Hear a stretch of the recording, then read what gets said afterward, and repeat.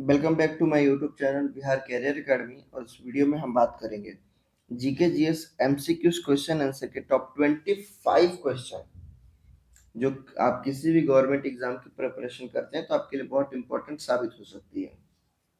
तो चलिए बिना टाइम वेस्ट किए हम बढ़ते हैं अपने फर्स्ट क्वेश्चन की तरफ। हमारा फर्स्ट क्वेश्चन है, भारत के राष्ट्रगान में जय जो शब्द है कितनी बार आता है? आपने सुना होगा जय है, तो ये शब्द कितनी बार आता है?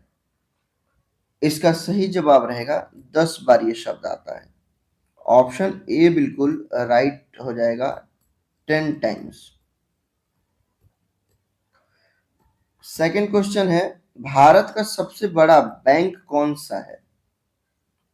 तो इसका सही जवाब रहेगा रिजर्व बैंक ऑफ इंडिया। यह भारत का सबसे बड़ा सार्वजनिक क्षेत्र का बैंक है। और एसबीआई की जो, और इसमें देखिए स्टेट बैंक ऑफ इंडिया। तो अगर देखिए ये क्वेश्चन मतलब विवादित प्रश्न है, ऐसा इसका ये क्वेश्चन ही यहाँ पर अलग तरीके से पूछा गया है। अगर देखिए बैंकों का बैंक पूछेगा तो आरबीआई हो जाएगा, RBI reserve bank of India, यानी भारतीय bank of India, reserve bank of India. और यहाँ पर अगर देखिए सबसे बड़ा बैंक अगर पूछा जाएगा तो यहाँ पर state bank of India SBI हो जाएगा। तो आप यहाँ अंडरस्टैंडिंग अपनी लगा सकते हैं। और इसमें मैं बता दूं कि जो एसबीआई की स्थापना जो भारत के सबसे पुराने बैंकों में से एक के तौर पे मानी जाती है। तो आप इसमें अपनी अंडरस्टैंडिंग लगा सकते हैं कैसे क्वेश्चन पूछा जा रहा है। बढ़ेंगे अगले क्वेश्चन की तरफ।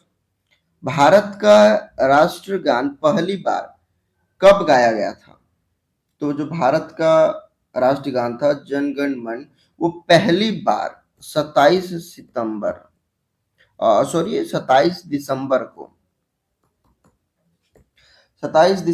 1911 को कोलकाता में गाया गया था। याद रखिएगा, कलकत्ता, यानी जो आपका कोलकाता है उसमें कलकत्ता में गाया गया था। ऑप्शन बी बिल्कुल राइट आंसर हो जाएगा। और इसको लिखा था किसने? तो इसे नोबेल पुरस्कार विजेता रविंद्रनाथ टैगोर जी ने लिखा था। याद रखिएगा साथ में ये भी कि इसे लिखा था रविंद्रनाथ टैगोर जी ने, नाथ टैगोर जी ने। बढ़ेंगे अगले क्वेश्चन की तरफ। क्वेश्चन नंबर 4 है, स्वराज पार्टी के संस्थापक कौन थे?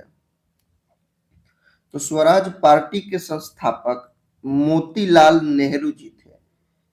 इस दल की जो स्थापना थी वो 1 जनवरी 1923 को देशबंधु चित्तरंजन दास तथा मोतीलाल नेहरू ने किया था।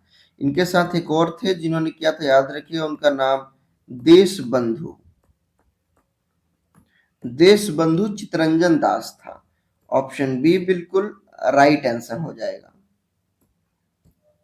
क्वेश्चन नंबर 5 है, इंद्रधनुष में किस रंग का विक्षेपण अधिक होता है? इसका सही जवाब है इंद्रधनुष में बैगनी रंग का विक्षेपण सबसे अधिक होता है। यहाँ पर ये ऑप्शन गलत है, तो मैं आपको बता दूं कि बैगनी जो रंग है उसका विक्षेपण सबसे ज्यादा होता है। और वहीं जो लाल रंग है, याद रखिएगा लाल रंग है, उस रंग का विक्षेपण सबसे कम होता है और तरंग धैर्य सबसे ज्यादा होता है। और बैगनी रंग का तरंग धैर्य सबसे कम होता है। बढ़ेंगे अगले क्वेश्चन की तरफ। भारत की सबसे चौड़ी नदी कौन सी है? तो भारत की सबसे चौड़ी नदी ब्रह्मपुत्र नदी है। याद रखिएगा यह नदी जो है वो हिमालय की कैलाश पर्वतमाला से निकलती है। किस माला से निकलती है? कैलाश, हिमालय की कैलाश पर्वतमाला से निकलती है। और यह भारत, तिब्बत और बांग्लादेश होकर गुजरती है। ऑप्शन सी बिल्कुल राइट आंसर हो जाएगा।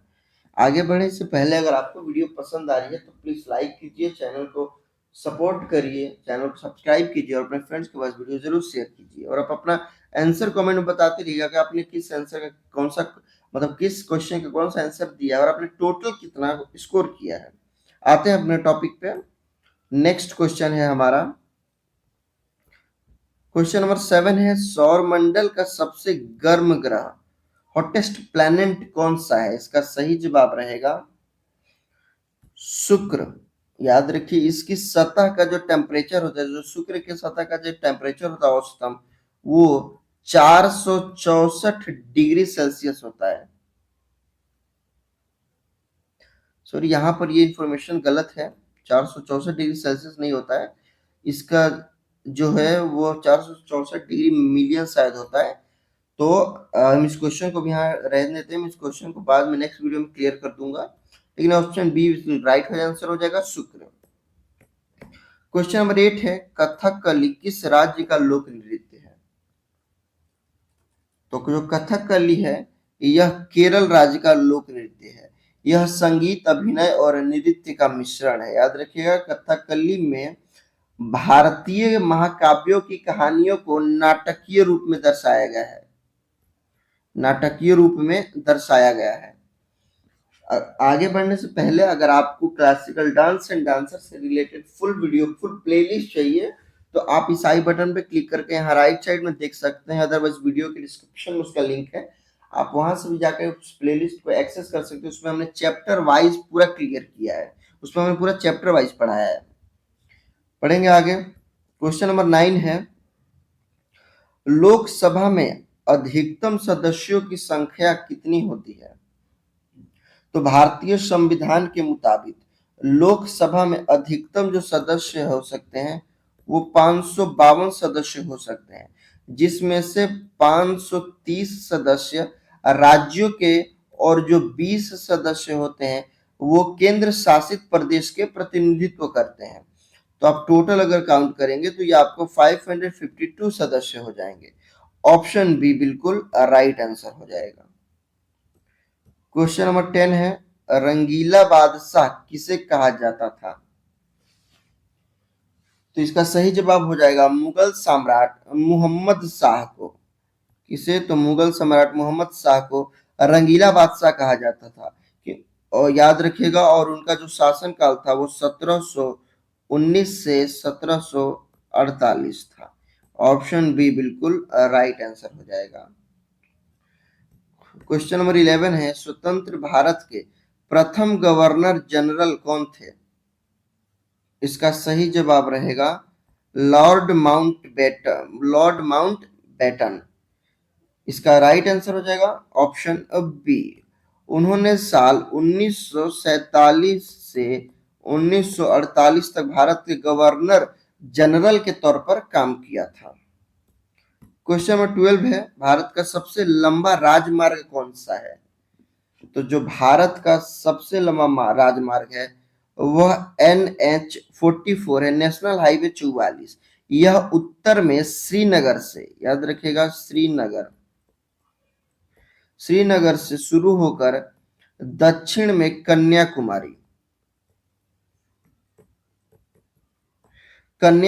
तक जाता है, और इसकी जो लेंथ है वह 3445 किलोमीटर है। और पहले इसे राष्ट्रीय मार्ग 7 यानी कि NH7 के नाम से जाना जाता था, जिसे अब NH44 के नाम से जाना जाता है। क्वेश्चन नंबर 13 है, विश्व का सबसे ऊंचा ज्वालामुखी पर्वत कहां पर स्थित है?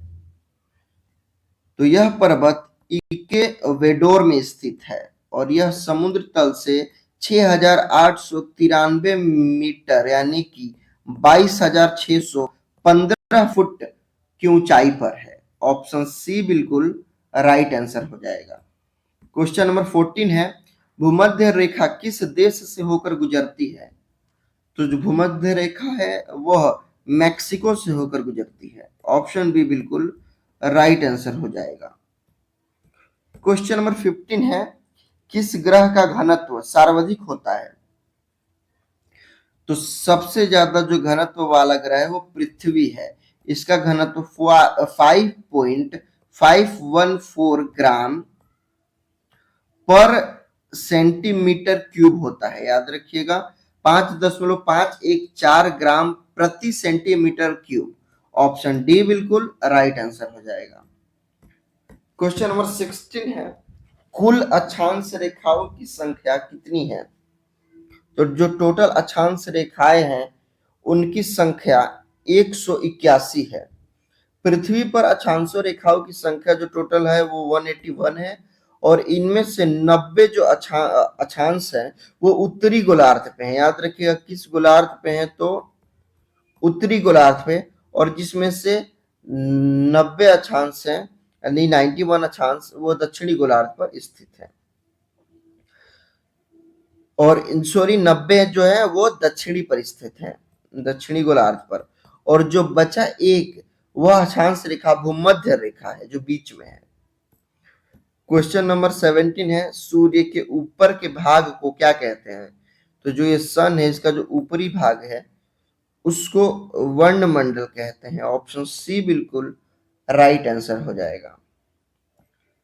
क्वेश्चन नंबर 18 है, मेक इन इंडिया कार्यक्रम कब प्रारंभ किया गया था? इसका सही जवाब रहेगा यह सितंबर 2014 में आरंभ किया गया था। ऑप्शन बी बिल्कुल राइट आंसर हो जाएगा। क्वेश्चन नंबर 19 है, अमृतसर शहर की स्थापना किसके द्वारा किया गया था? इसका सही जवाब रहेगा गुरु रामदास द्वारा। उन्होंने लगभग 1574 ईस्वी में इसकी स्थापना की थी। ऑप्शन सी, ऑप्शन डी है ये, ऑप्शन डी बिल्कुल राइट आंसर हो जाएगा। क्वेश्चन नंबर 20 है, भारत की राष्ट्रीय आय का सबसे बड़ा स्रोत किस क्षेत्र से प्राप्त होता है? तो जो सबसे बड़ा स्रोत है वह तृतीय क्षेत्र से प्राप्त होता है, यानी कि ऑप्शन सी बिल्कुल राइट आंसर हो जाएगा। क्वेश्चन नंबर 21 है, वेल्थ ऑफ नेशन पुस्तक के लेखक कौन है? वेल्थ ऑफ नेशन पुस्तक के लेखक स्कॉटलैंड के अर्थशास्त्री एडम स्मिथ हैं। याद रखिएगा एडम स्मिथ ये कहाँ के लेखक हैं? तो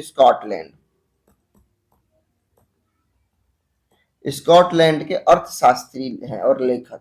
यह पुस्तक इन्होंने 1776 में प्रकाशित की थी। ऑप्शन ए बिल्कुल राइट आंसर हो जाएगा। क्वेश्चन नंबर 22 है, भारत के किस वर्ष रेल बजट को आम बजट में मिला दिया गया? तो जब रेल बजट को आम बजट में मिलाएगा वो वर्ष 2017 था। ऑप्शन सी बिल्कुल राइट आंसर हो जाएगा। क्वेश्चन 23 है, नरसिम्ह रिपोर्ट का संबंध किसके पूर्ण गठन से है?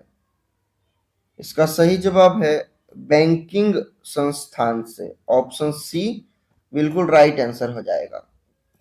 क्वेश्चन नंबर 24 है, इंडिया ब्रांड एक्टिविटी फंड की स्थापना कब की गई थी?